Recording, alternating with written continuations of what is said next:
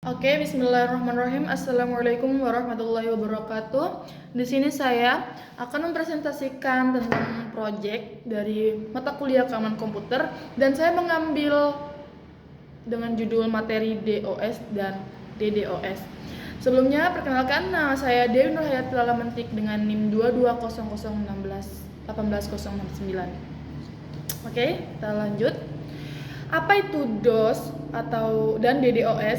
DOS, Denial of Service, serangan yang bertujuan untuk membuat sumber daya jaringan, website atau server tidak tersedia bagi pengguna dengan cara mengirimkan permintaan atau request secara berlebihan hingga sistem kelebihan beban. DDoS, Distributed Denial of Service, adalah versi yang lebih berbahaya dari DOS karena melibatkan banyak perangkat, biasanya perangkat yang dikontrol oleh botnet untuk menyerang target secara terdistribusi sehingga sulit dilacak atau dihentikan. Kategori DOS dan DDoS. Yang pertama, DOS berdasarkan metode serangan. Yang pertama ada volume untracked, protocol attacks, dan aplikasi layer attacks. Yang kedua, berdasarkan tujuan. Yang pertama, mengaktifkan layanan online, mencuri baterai jaringan untuk kepentingan pihak tertentu, dan yang terakhir adalah menciptakan pengalihan perhatian sebelum serangan lain dilakukan, misalnya peretasan data.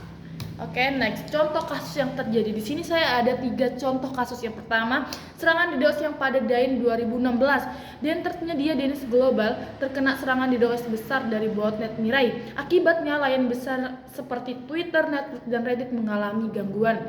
Yang kedua itu ada serangan pada Amazon Web Service AWS 2020. Dan yang ketiga itu ada serangan DDoS pada Estonia pada tahun 2007. Oke, yang lanjut. Software dan hardware yang digunakan. Yang pertama, software itu ada tools serangan Low Orbit, Low Cannon Low atau Low HE, Hyphen 3, Golden A.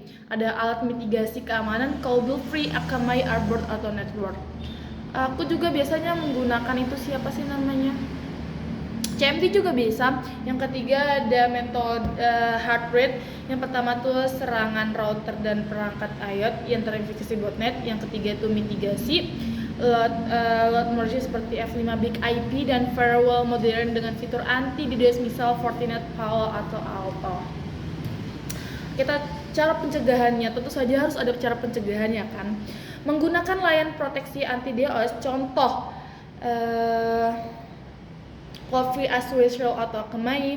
Penerapan load balancing menyebarkan trafik jaringan ke beberapa server agar tidak ada server yang kelebihan beban. Monitoring aktif menggunakan alat seperti Negois atau Zabbix untuk memantau jaringan secara efektif. Yang ketiga, memperkuat infrastruktur jaringan, menambahkan kapasitas bandwidth untuk menahan volume tertinggi, menggunakan firewall berlapis dan IDS (IP Intrusion Detection System).